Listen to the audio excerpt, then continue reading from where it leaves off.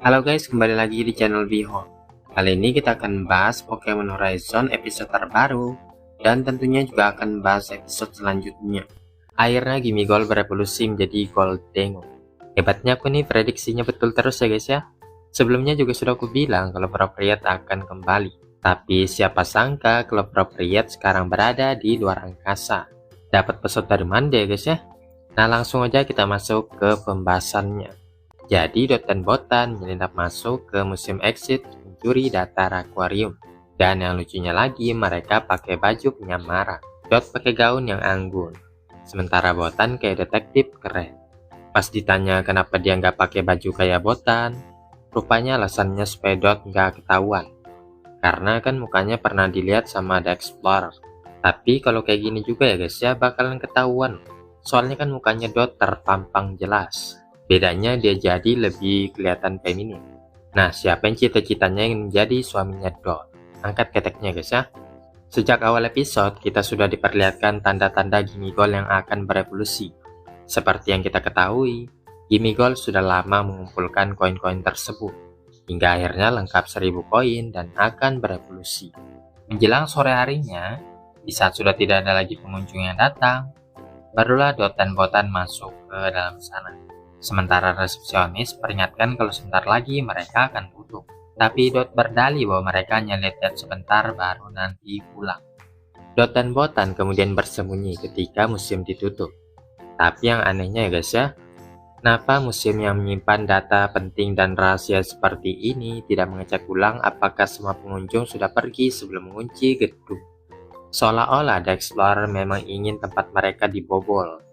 Dot dan Botan lalu menghack kamera CCTV untuk menyembunyikan jejak. Ketika mereka dihadang oleh Pokemon penjaga, mereka dapat dengan mudah melumpuhkannya. Tipikal Pokemon penjaga pada umumnya, sangat mudah dikalahkan. Kalau kayak gitu, baik nggak usah dijaga sekalian ya guys ya. Padahal kalau tempatnya sangat rahasia, seharusnya The Explorer punya pengamanan yang jauh lebih baik. Disinilah Ayah Mesio mainkan peran penting untuk mengaktifkan elevator dari jarak jauh, memberi akses ke ruang penyimpanan data. Namun Gimmighoul malah kabur untuk mencari koin. Sementara Dot dan Botan mendownload data, Indy dan Rubella bergerak untuk menghentikan mereka.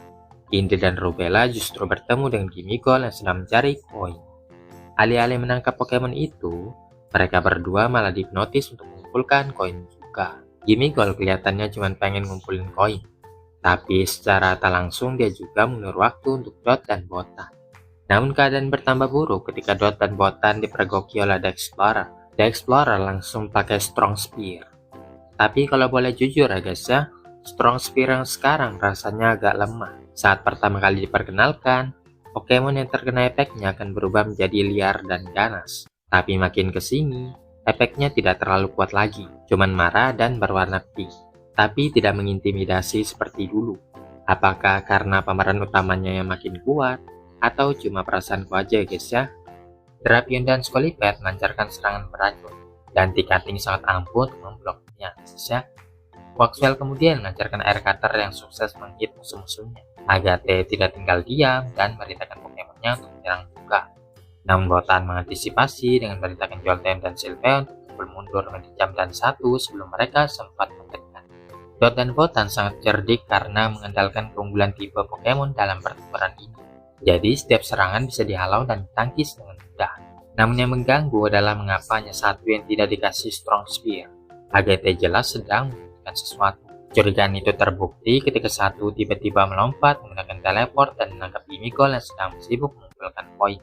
Dalam sekejap, Gimmighoul menjadi tawanan mereka. Dot langsung panik dan berusaha mengejar Agate dan membebaskan Pokemon kecilnya itu. Namun itu justru menjadi kesalahan yang fatal. Agate sudah masang jebakan untuk memisahkan Dot dan Botan. Begitu Dot masuk ke dalamnya, pintu langsung tertutup, membuat mereka terpisah. Keunggulan tipe kini tidak berfungsi lagi, karena The Explorer bisa membuat Dot dan Botan berhadapan dengan Pokemon yang menjadi kelemahan mereka masing-masing. Agate menjadi villain sorotan utama episode ini. Strateginya benar-benar brilian.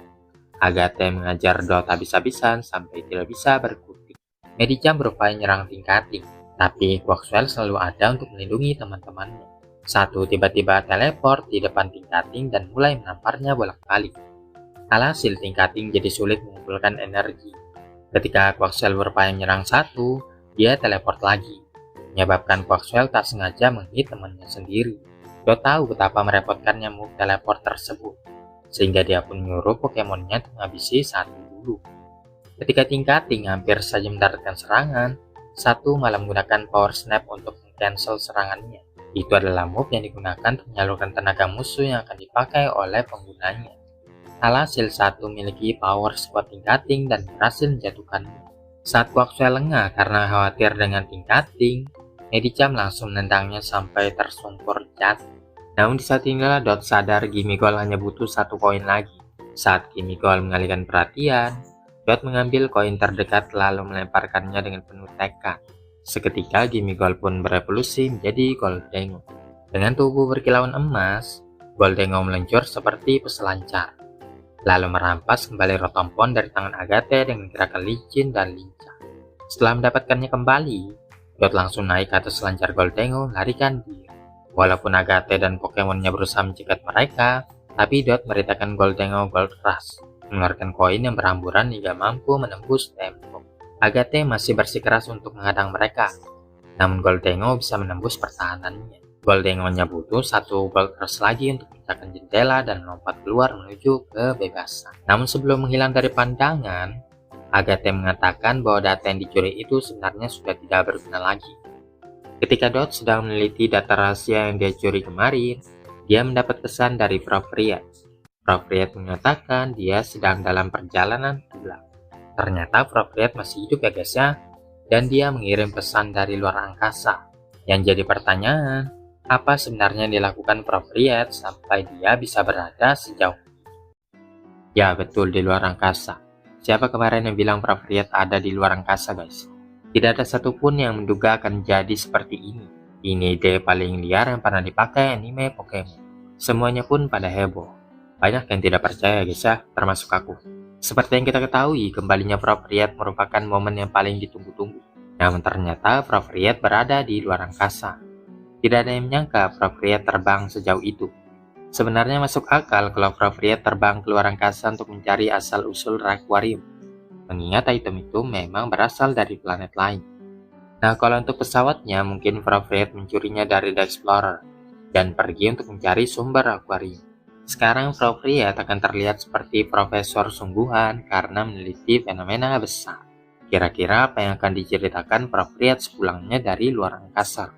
Inilah sinopsis Pokemon Horizon episode 121 yang judulnya Catcher in the Sky. Prof. Riet akhirnya kembali. Liko dan kawan-kawan segera menuju titik pendaratan untuk bertemu dengannya setelah pulang dari luar angkasa.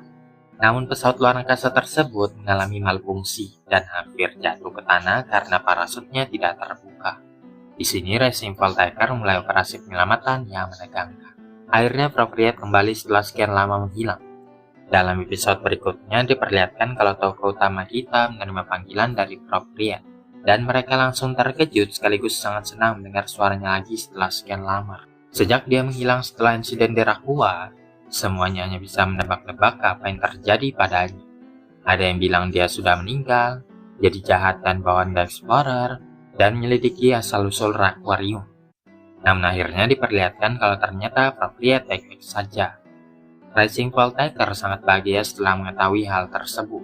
Dot menatap layar dengan mata membesar, Roy sampai berdiri dari tempat duduknya, dan Liko hampir tidak bisa berkata apa-apa. Mereka tidak percaya bahwa setelah semua waktu yang berlalu, Prof. Riet akhirnya menghubungi mereka lagi.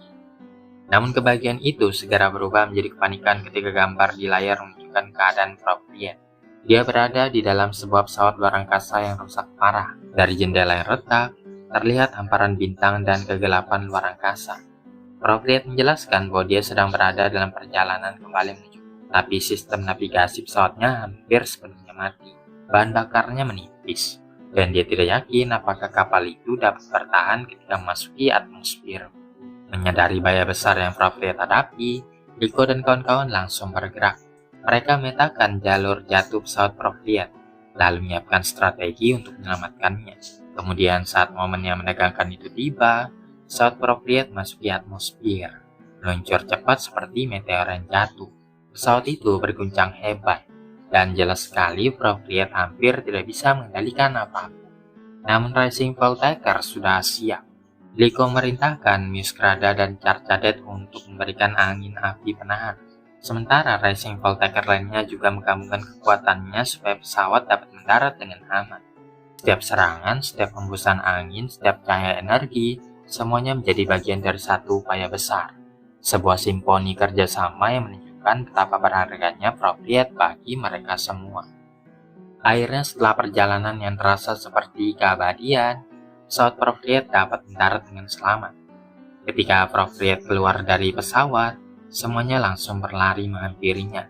Momen ini tidak hanya menjadikan kepulangan seorang pemimpin, tetapi juga menandai babak baru dalam perjalanan mereka. Sedangkan di episode selanjutnya, Roy akan bertarung melawan Procreate. Setelah berbulan-bulan hilang di luar angkasa, Procreate akhirnya kembali ke bumi membawa hasil penelitiannya tentang Aquarium. Namun bukan Procreate namanya kalau dia kembali dan langsung beristirahat. Begitu turun dari pesawat luar angkasa, dia justru menantang Roy bertarung.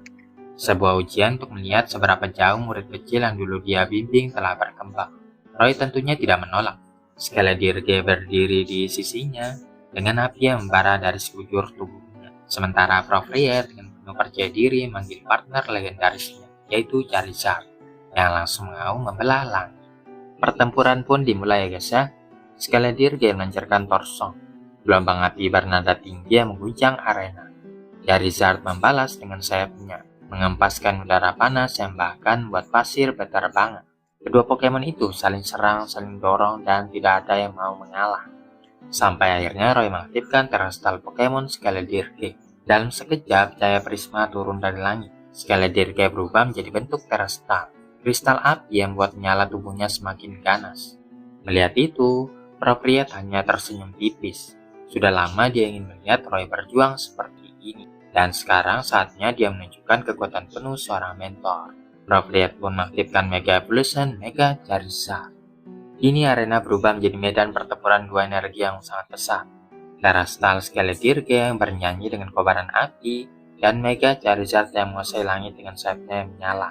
Setiap benturan serangan membuat tanah retak, dan setiap auman membuat seluruh Brepasagi bergetar. Inilah Roy versus Procreate. Pertarungan murid melawan mentor. Api masa depan melawan api pengalaman. Dan untuk pertama kalinya, Roy berdiri setara di depan pria yang dia kagumi. Siapa yang bakalan menang ya guys ya? Kalian jagoin siapa? Roy dengan Skeledirge atau Procreate dengan Mega Charizard?